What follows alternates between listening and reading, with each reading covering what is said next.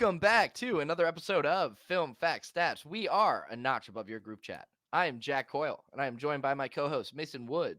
He is a football editor for Back Sports Page, as well as a contributor to Shy City Sports. Mason, what are we going to be talking about tonight, my friend? Hey, we got plenty to talk about. We're recapping some of these bowl games that have been going on. Lots of good ones. We got a good one starting here soon after we get done recording the show. And I'm also going to be talking about some of the NFL stuff, taking a look at the Ravens, who look like they could be the number one seed, and then also explaining why pretty much every other team in the NFL right now is a fraud. We'll get to that later. Can't wait to hear it. Can't wait to hear it. Also on the podcast with us is our other co-host, Freddie Freeman. Freddie is a professional handicapper, a film aficionado, and our resident NFL expert. We got a ton to talk about tonight. So, like we briefly went over, we're going to be recapping a couple of those bowl games we saw in the last two games. We're going to be giving our predictions for the college football playoffs, and then we're going to be giving you our bets at the end of the show. So we got a lot for you today. Without further ado, let's go ahead and kick things off. We had a really fun game on Wednesday between Louisville and USC. And boy, was I wrong about this one. It turns out that when you have depth like USC at quarterback, it doesn't matter how many players opt out of the game. And really, what a fun storyline. Miller Moss, kind of an unknown backup for Caleb Williams, who's been studying under him for the last couple years. And with a name like Miller Moss, you'd think he'd be a country singer. Kid comes out, throws for 6 touchdowns and 372 yards in just a really impressive showing against Louisville. Now, in the past 3 weeks, we've heard Lincoln Riley say that he was planning on bringing in transfer portal quarterbacks. Actually, he mentioned that he was planning on bringing in 2 different transfer portal quarterbacks. Man, say that 4 times fast. Mason, with the performance we saw out of Miller Moss on Wednesday, what does this mean for USC's quarterback situation next year? Should they bring in a transfer guy? Are we going with Miller next year? What do you think? I think it's hard to not go with Miller. I mean, he had a fantastic game, but there's a lot of people that could argue as well that there are a lot of different quarterbacks that can succeed in Lincoln Riley's system. So there's that as well, where you can argue pretty much anybody they're going to put behind center is going to do well, and that is kind of where I was going to ask, like, was the fact that he did so well, is that a concern for like Caleb Williams and his draft stock? Just a little bit. Not saying it's going to change things a lot, but just a little bit. That might have opened people's eyes up just a tad to him a little bit. Mason, I think that's an excellent point. 100%. I'm not saying at all that Caleb Williams is a fraud or that he was, like completely propped up by these receivers, but I think it definitely, the Bears and some of those guys that are looking at those early quarterback picks, they should definitely take notice that it seems that the backup could walk into this offense and he could put up numbers like this. I agree. I think it's something to think about. Freddie, not sure if you had a chance to look at the game or if you have any thoughts at all on it, but wanted to open up the floor to you if you wanted to say anything. Yeah, I appreciate that. I didn't have a chance to look at the game, but I will say, while it devalues Caleb Williams a tiny bit, we see this at the college and pro level all the time. When you don't have really recent film on a quarterback, even if that guy is not going to be the guy going forward, think of Jared Stidham last year, Raiders 49ers, right? He had a great game, but he just wasn't that guy. I mean, he's getting another chance this week in the NFL. But you see it a lot of the times where a guy will come in, he's going to have a good first game, maybe even a good first 2 games. That doesn't mean that he was like that the offense before was totally incompetent or didn't rely on the quarterback doing their thing or anything like that. So I think it devalues Caleb Williams a tiny bit, but it's not something to get super focused on. Great point. Great point, Freddie. All right, and then moving on next to the Alamo Bowl, a phenomenal game last night in the Alamo Bowl. Arizona wins 38-24, and now that score really does not demonstrate how great of a game that was. It was a fourth quarter comeback. They had 17 unanswered points, Arizona did, in the fourth quarter. A really good game from Arizona's defense, who had 6 takeaways. Tatera McMillan had 160 yards off of only 10 receptions. We had Jacob Cowan had 152 yards off and 2 touchdowns. The two of them largely contributed to Noah Fafita's 354 yards. Man, are they fun to watch when Noah Fafita gets time. And again, that score really doesn't paint an accurate picture of how atrocious the line play was last night. Some of the worst line play I've seen out of Arizona this year, I would say. And really, it was kind of a miracle they were able to pull it out in the end when they were playing that way. Really, like I said, 17 unanswered by Arizona in the fourth quarter. And it really came down to having 6 turnovers. Jackson Arnold really looked like the young quarterback that he was there, but really a fun game to watch and really, really a good game. Mason, I know that you're an Arizona native. What did you think about the game last night, man?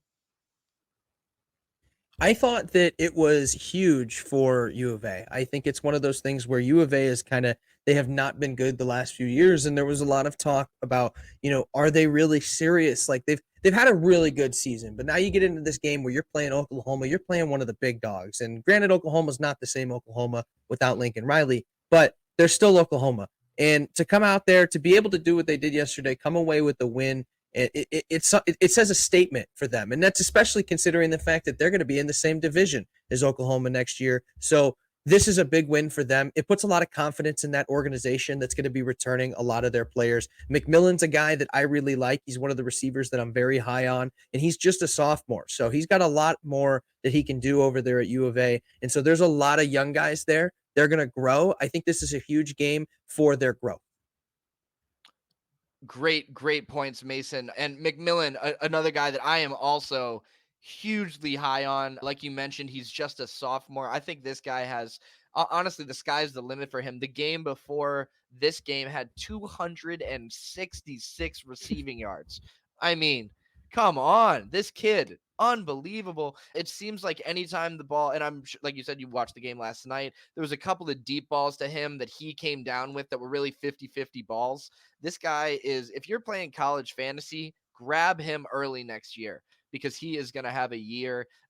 Really looking forward to seeing what Arizona can come up with next year. I would not be surprised at all if they're in the conversation for the 12 seed next year, or even the 12 through 10 seed.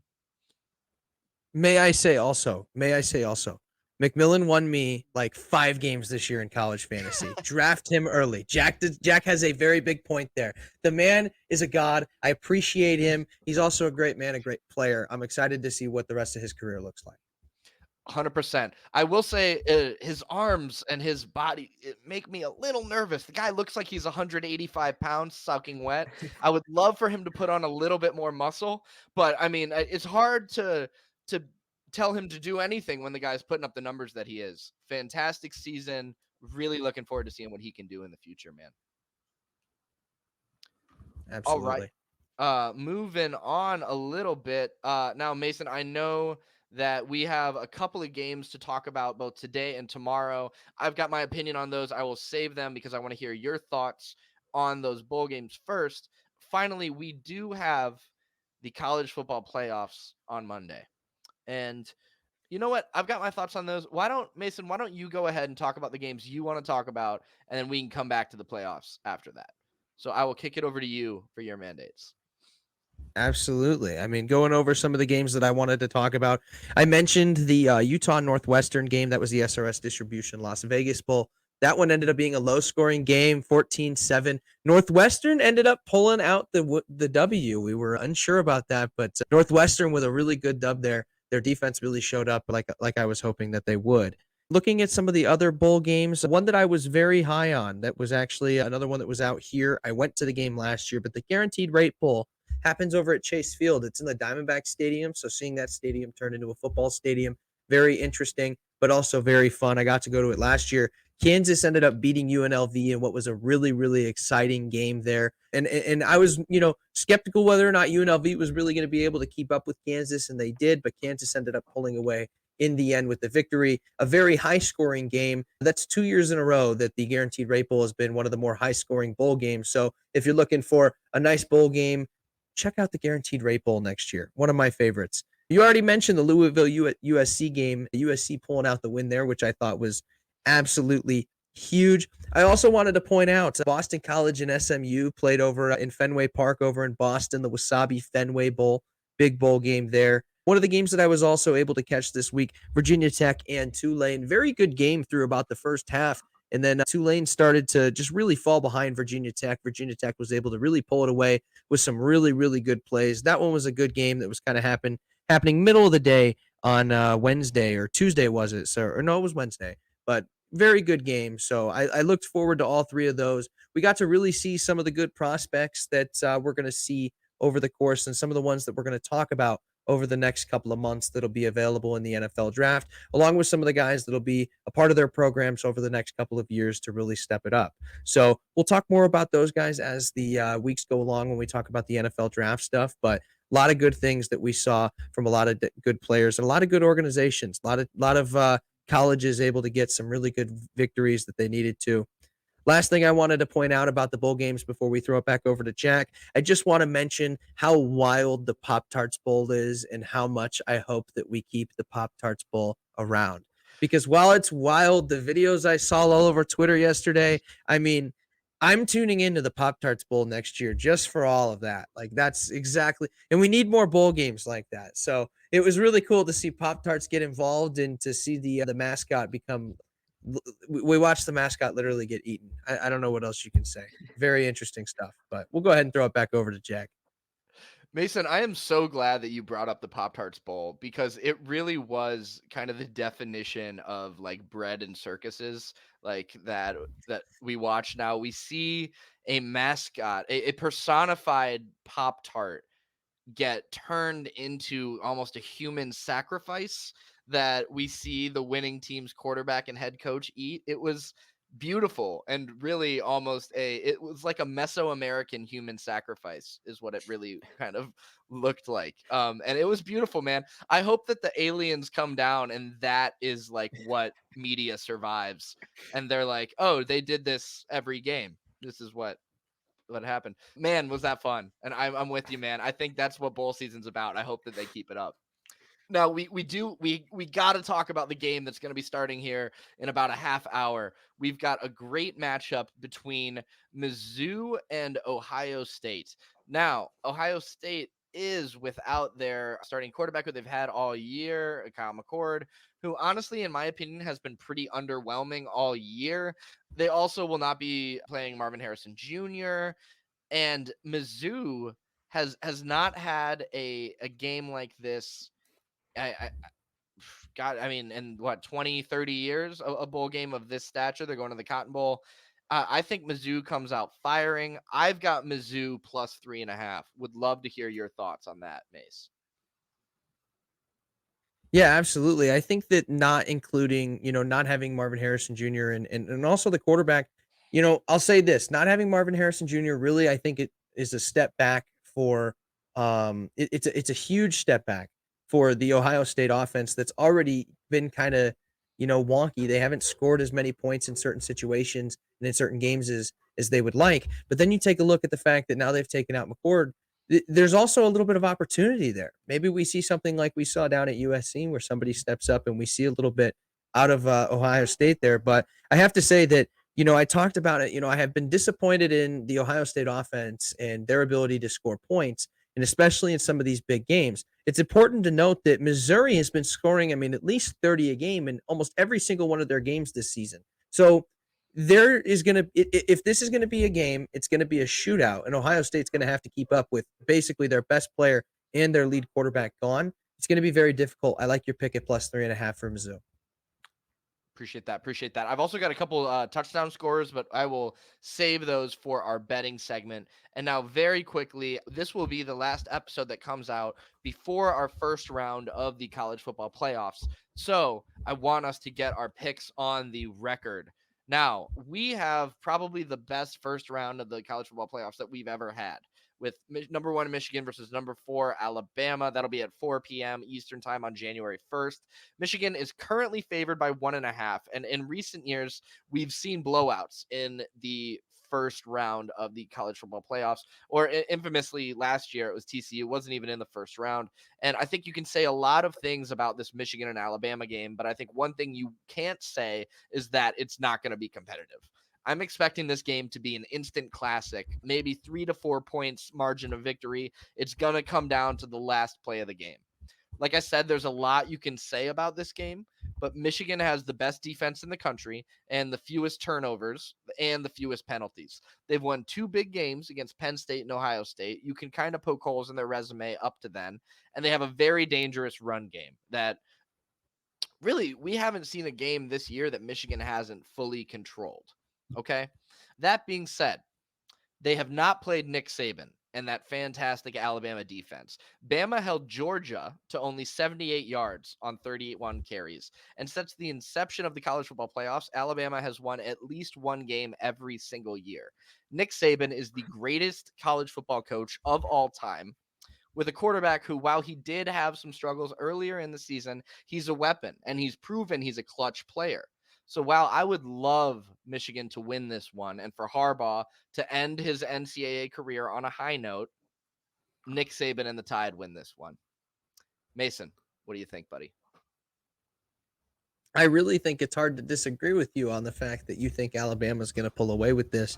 Look, I think it's one of those things where Bama just kind of tends to show up when it's most important. And there was all this talk early in the year about the quarterback controversy and everything like that. And in the end, it ended up being Milroe, and he's the one that really stepped it up in the end of the season. And he played well. I mean, he, as you said, he proved himself to be a weapon and to be a valuable part of this offense. And we saw the Alabama offense, at least come to life a little bit. Now, are they the same as they have been in years past? No. And I think that that's the biggest disadvantage. However, if their defense can stop Michigan's run game, everything's going to get shut down. Their passing game's going to struggle. McCarthy's not going to do as well. We're going to see a lot of that start to, develop. And so a lot of this is going to come down to the Alabama defense, who has performed in a lot of these clutch situations before. This may be a high scoring game, but that doesn't mean necessarily that the defenses didn't perform. So looking forward to this one. But again, I agree with you. I think Bama's going to kind of Bama. I would take them at +1.5, as you said. Great. And Freddie, I was thinking we could all kind of at least have a pick on this one. I know that you don't watch college as much, but Yeah. what do you think? Michigan or Bama? Who are you taking? So I gotta go Michigan, simply on the fact I'm gonna give all the context I have was watching film on J.C. Yeah. Latham. I was very unimpressed with Alabama's offense. So simply based off of that, I also watched film on J.J. McCarthy. So I have seen Michigan's offense there. As you guys were saying, that's really more of a defensive thing. J.J. just doesn't turn the ball over. They have a solid run game. They just play clean football. But based off of that, I have to go Michigan, just giving them the upper hand. But I really don't have a ton of information when it comes to this yet. No, I love it, man. Like I said, I was just looking for a pick. I think, and honestly, it could absolutely go to Michigan. Like I said, I think this is going to be an instant classic. One of those games that we talk about for the next couple of years. I wouldn't be surprised at all if Michigan ran away with this, especially because we have seen Alabama bring teams that they shouldn't have down to the wire. Auburn, the key example. That game never should have come down to the last play. And it did. So, really wouldn't be surprised either way here. The X factor for me is I'm not betting against Nick Saban.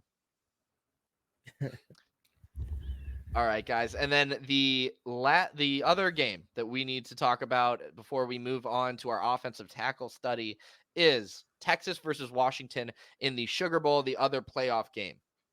Now, before I say what I'm about to say, I need to give Washington their flowers. They have had a fantastic season, undefeated Pac-12 champions, Heisman runner-up at quarterback, all under Coach of the Year, Kalen DeBauer.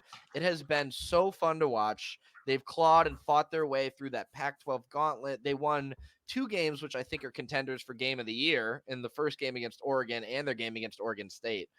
But, that's a big but, this season is coming to an end against Texas on New Year's Day. So Washington beat Oregon largely due to their high-powered offense. That game was led by running back Dylan Johnson, who had 152 yards and 2 touchdowns. Also, Penix has beaten teams with his arm all year, largely due to him having time to throw to those powerful weapons he has downfield, like Rome Odunze.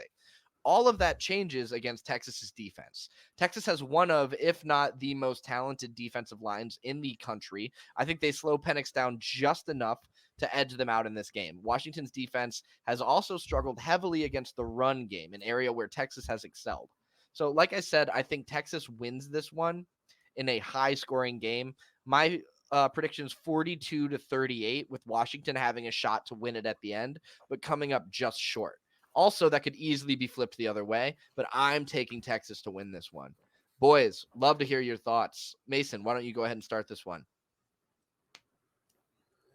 Absolutely. Now, let me just like break some news for everybody here. The winner, like this game, I'm not gonna lie to you, it sucks. You want to know why? Because neither of these teams are winning anyways. So who cares? Because it's either Alabama or Michigan's winning the championship. So I don't care who wins in Texas, Washington, because neither of them are gonna win the championship. However, I do care a little bit, and I think the Texas is going to end up pulling it out in the end. I've been kind of unimpressed with Washington towards the back half of the year.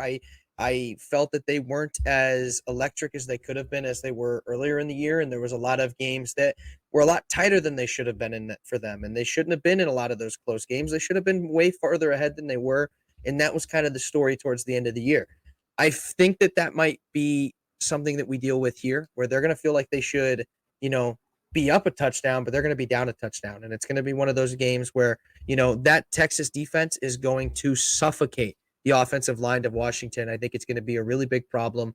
And I think that they're going to be the ones that really showed up. You talked about some of the trench play and stuff like that with the U of A game. This is going to be a big one where you're going to really want to watch it, because that is where all the plays are going to be made. If Texas's D line is on point, this is his Texas game. This is Texas's game to win for sure. Yep.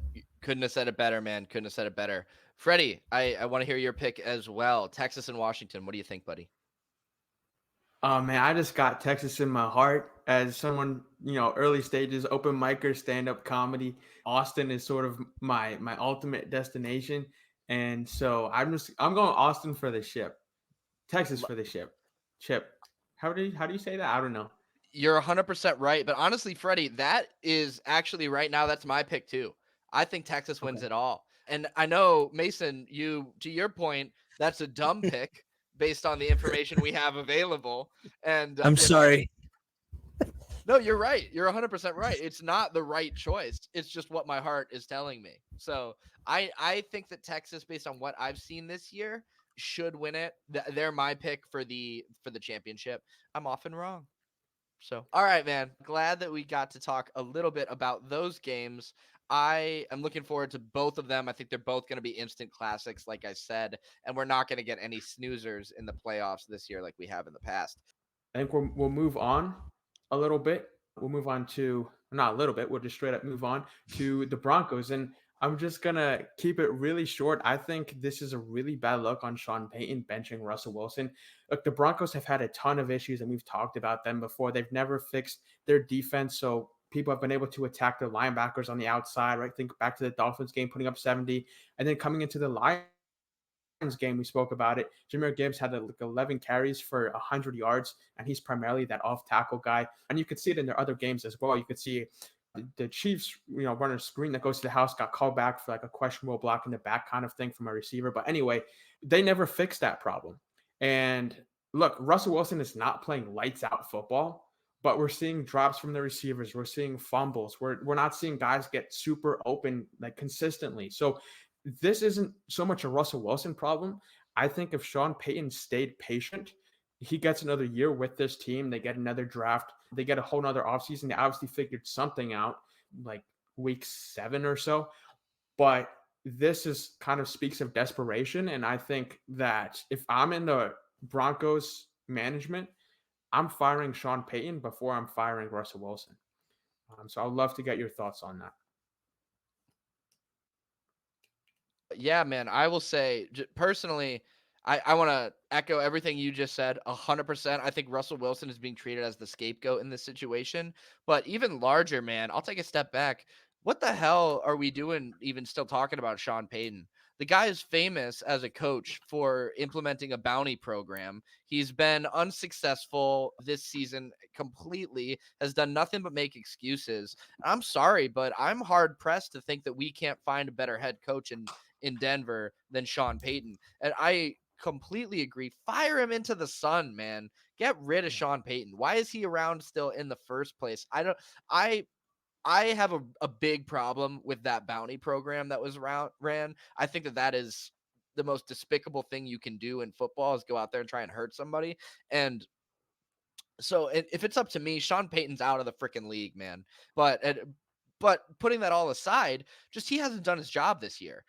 You can absolutely fire him just based on merit. And using Russell Wilson as a scapegoat, man, it's not it's not the move. I think it's a bad look for Sean Payton. I'd like to jump in and echo some of the points that you guys mentioned. Freddie kind of mentioned, a lot of this has been on the receivers as well. And I mean, it's to the point. Sean Payton called it out in one of his interviews this week where he said that, well, I can't go get 5 new receivers and a new offensive line. And that's exactly the problem with the Denver Broncos organization right now is there is this sort of accountability, but it's like a public accountability that it's just not being handled the right way. There's a certain way of holding guys. There's a certain way you can hold guys accountable and not have it be this big thing with the media. And that's exactly what Denver's doing. We've obviously seen the Russell Wilson benching, and he doesn't necessarily deserve it. And the hard thing that I have, the part that I have a hard time with is Denver is exactly where I expected them to be at this point in the year. I always expected them to start around 3-6. They were always going to struggle at the beginning of the year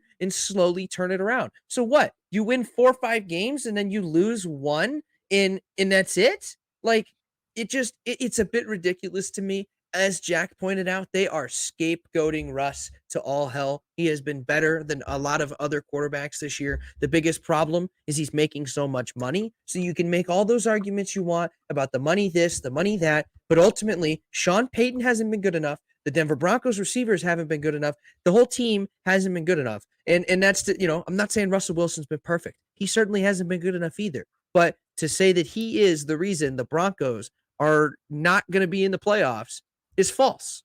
And it hurts me specifically because this is exactly where the Broncos were supposed to be at this time of year. They were never going to be like the Jets. They were never going to come out and go 11-6.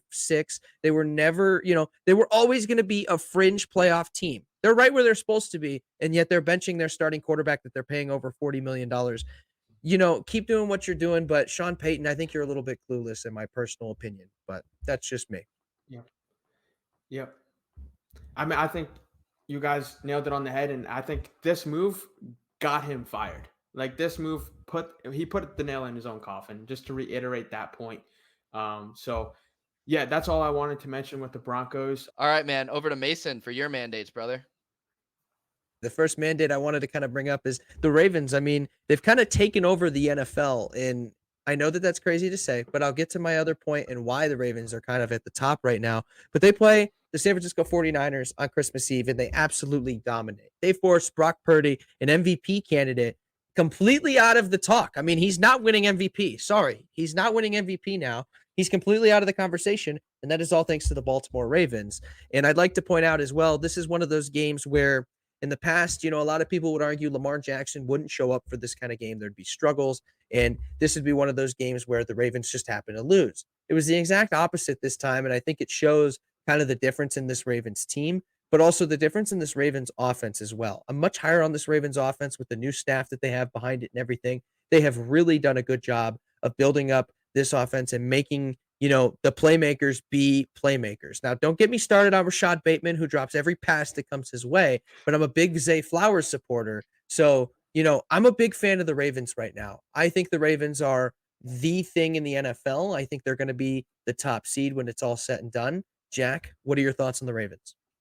Well, man, I think you make some great points. And I think really what it all comes back to is up until that game on Christmas, we've been saying all year that the 49ers are the best team in the NFL. Well, the Ravens just went to them at home and beat them handedly. Ravens are the number one team now, period.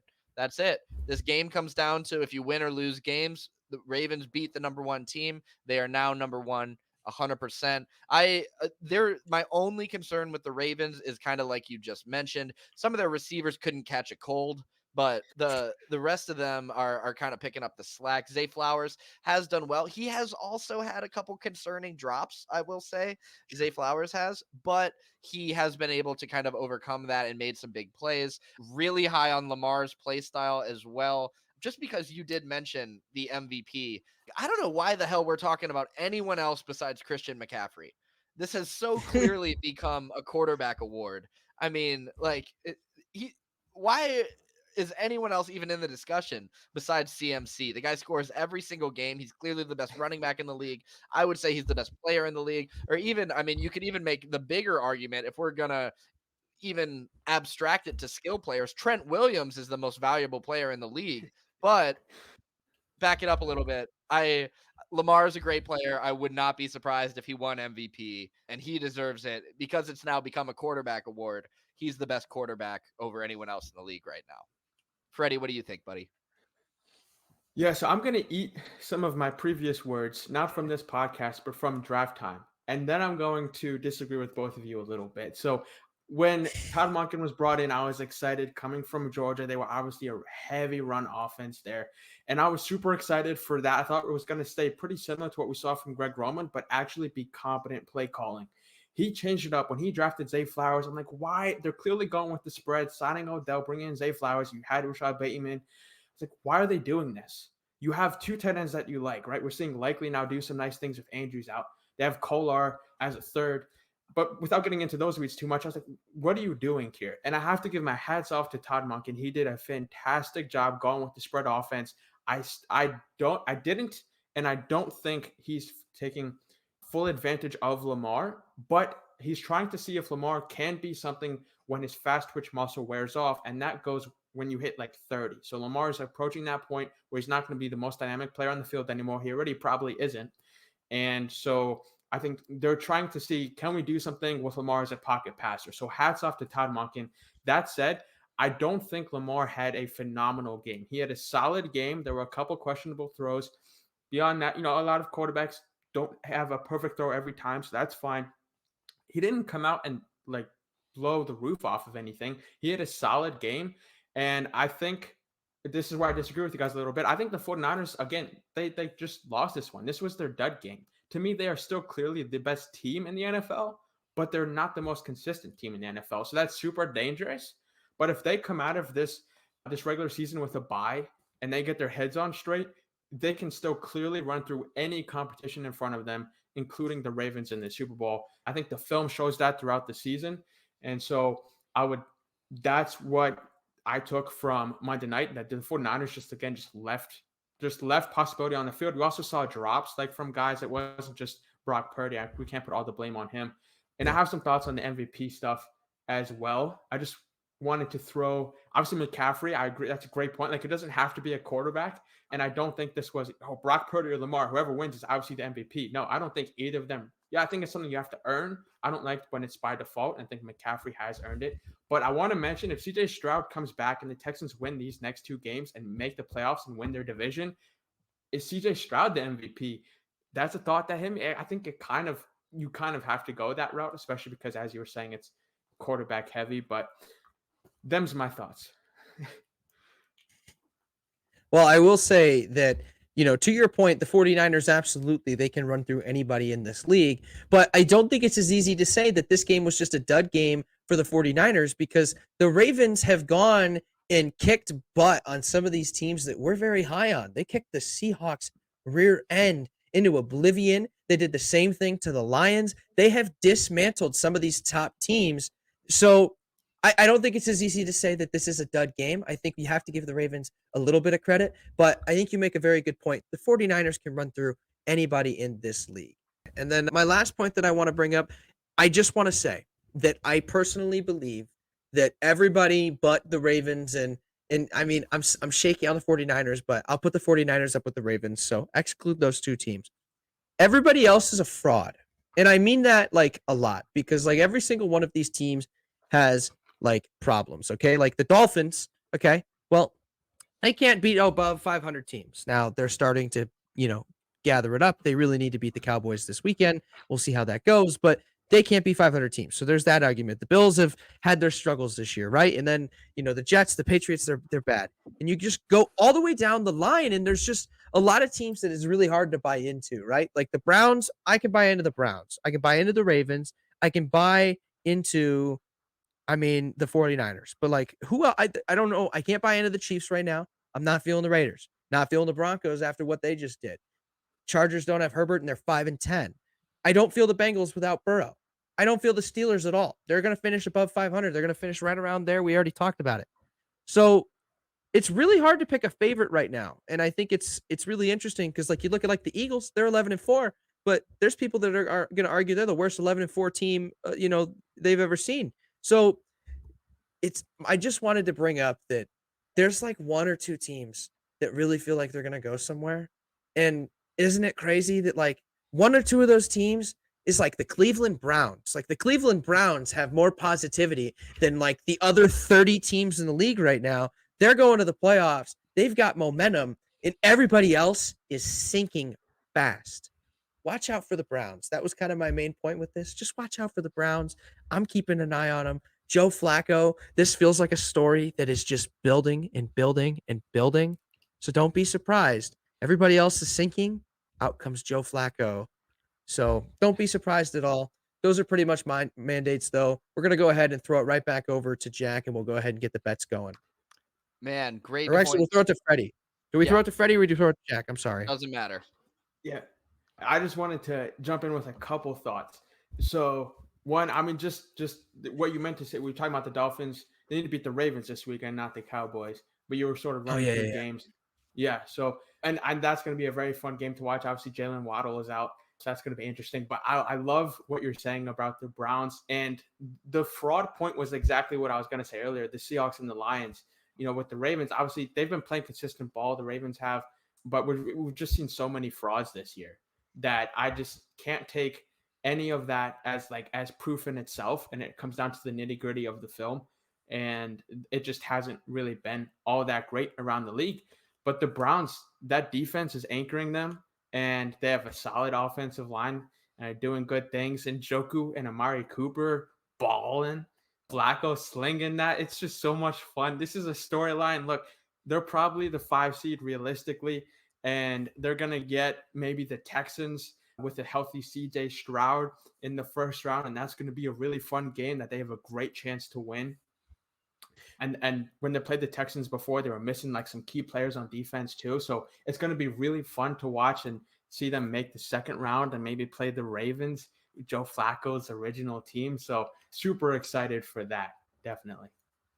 I'd like to point out too, by the way, I don't know what the head-to-head statistics look like for the Ravens, and I don't know like who won what games this year. I haven't actually paid attention to that. However, right, the Ravens, these next 2 games are going to be playing the Ravens have not the nicest schedule the next 2 games. They play the Steelers and the Dolphins, right? So who knows? They could lose these next 2 games. We talked about it before. The Browns could win out. They won one of those games. They've got one more. They could win this thing out. The Ravens come across the Steelers, end of the season. The Steelers are probably, I think they're probably going to lose this week to Seattle. I wouldn't be surprised. So then they're going to need a win to keep Mike Tomlin's job secure. This is all forming up for the Browns to have a top seed in the playoffs. But again, I'm still high on the Ravens. I think they got to win one of these games for sure. But my God, I'm just echoing what I said last week. Look out for the Browns. Dude, that would be so cool if I grew up a Ravens fan. Now, trying to do this, being a professional bettor, you have to separate that. But it would be so funny to me to see Flacco come in with the 1 seed and the Ravens travel to Cleveland. That would be hilarious. That would be really cool. I do think the Ravens win out based off of film. I think Tua's going to throw a couple of picks against the Ravens. We'll get into that when we talk about bets. But yeah, that would be so awesome, man. That would be so cool. Yeah. All right, man. Well, let's get into bets. We are running a little long. So, Freddie, why don't you go ahead and transition right into who is your lock of the week? What are your bets you're looking at? Would love to hear what your bets are. Oh, man. Lock of the week. You got to go with the 49ers against the Commanders. They still need to keep that 1 seed. They have not locked that up. So I like that. I like the Rams against the Giants. If you want to have some fun, you can look at Tyler Higbee and Kyron Williams to score some tutties there. One each, not multiple. Bad wording. I really like the Bengals defense, who's been playing pretty solid ball since Burrow went down to beat the Chiefs. So a little bit of an upset warning there. I also like the Panthers to beat the Jaguars. Upset warning there. And then, as I mentioned, I like Tua to throw a couple of picks. I think this Ravens defense is just going to sit in the lanes. And Tua's been having a lot of games. Last week against the Cowboys did a good job, but he's been having a lot of games where he makes one or two mistakes. And if the Ravens can make sure that they capitalize on those, they got a great chance to win. So that game should be really fun. But like, if you can bet on them to get a pick, some sports books have that. And I'll leave it at that. Love it, man. Nice, quick and easy. I've only got one, or actually I've got a couple, but my lock of the week is Georgia to cover against FSU. I was able to grab them at minus 14.5. The line has since moved to minus 19.5. There's over 24 players that have opted out of this game for FSU. If FSU was starting all of their starters, including oh, sorry. You're good, man. Oh. We I'm bore sorry, man. ourselves If sometimes. FSU was to start their entire team, all of their starters in, they would still lose to this Georgia team. With 24 players out, I think it's going to be a blowout. I think they easily cover this spread. That's my lock of the week. Now, the game that is going on right now, I've got some picks for as well. I think Carnell Tate on Ohio State scores tonight, as well as Cody Schrader. I have parlayed those to both score tonight. I think they will. Cody Schrader is one All-American running back from Mizzou, and also, with Carnell Tate having Marvin Harrison Jr. out, I'm expecting one of these younger guys to step up for the day. So expect both of them to score. Mason, what is your lock of the week, my friend? Yeah, my lock of the week, look, man, I have been big on like the Cardinals covering spreads this year. And I'm a big fan of Cardinals plus 11.5 against the Eagles. Now, I know this one may be a stretch, and this one could end up very, very, very, very bad. Okay. This very much could be awful. But I have a lot of faith in the Cardinals right now. The Eagles are just reeling, and the Cardinals are trying to really they're coming into the end of this year. They've had the year that they kind of expected to have, but there are things that, despite their record, there are things you can really take away from this year that are positive. And I think that they're just trying to build on some of those positives. I'm not going to sit here and say I'm surprised if Jonathan Gannon walks into Philadelphia and beats them.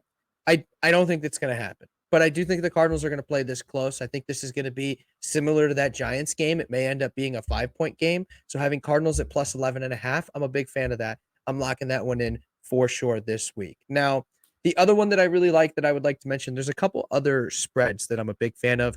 The New England Patriots are plus 14. I mean, shoot, at plus 660, you can pull the money line. I can guarantee you that Bill Belichick is going to use everything under the sun that he has available to him, especially if he is not coaching the New England Patriots next year. If this is his final time coaching against the Bills in a Patriots, hoodie, then I fully expect that they may end up with a very big spoiler win. I would maybe just sprinkle on that plus 660 there just to try and test the waters there. I'm a big fan, though, of that spread. The other spread that I do like as well was where is it at? The Cincinnati Bengals plus 6.5. I'm a big fan of the Bengals plus 6.5. I think that this is probably going to be a field goal game. You're looking at like a 21-17, 20-17 game. So I definitely think that it's going to be a little bit closer than what they're projecting. Lastly, give me Tyreek Hill on the over. He's at 97.5 yards. Folks, he had 190 yards the last time they played the Ravens, and he was on the Dolphins back in 2022 last year. 11 catches, 13 targets, 190 yards, 2 touchdowns. The man's probably going to have another big game. Don't be surprised. The Dolphins are going to have to keep up with that Ravens offense that just scored 37 points. So fully expect Tyreek Hill to have a big game. Give me the over at 97.5.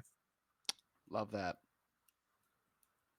Great picks. Great picks. All right, gentlemen, is there any other closing thoughts before we wrap it up here? Yeah, just quick. We're going to be holding ourselves accountable. So we're going to be keeping score of our locks of the week, and we're going to see how we do and see which one of us is actually good at this thing. So that's it. That's all I wanted to say. No, it's a great note. Yeah, Freddie's right. As you guys kind of listen along with us, we are also kind of discovering this podcasting journey with you. So as each episode, the production value will get better and better, and we'll be adding things along the way. So, thank you very much for listening. We're just going to get better and better. So thank you again for joining us. I wanted to mention that this is a podcast brought to you by Back Sports Page. You can listen to us on any major podcast distributor, Apple Podcasts, Spotify, etc. You can also check all of us out on Twitter and YouTube. Again, this is a podcast brought to you on Back Sports Page.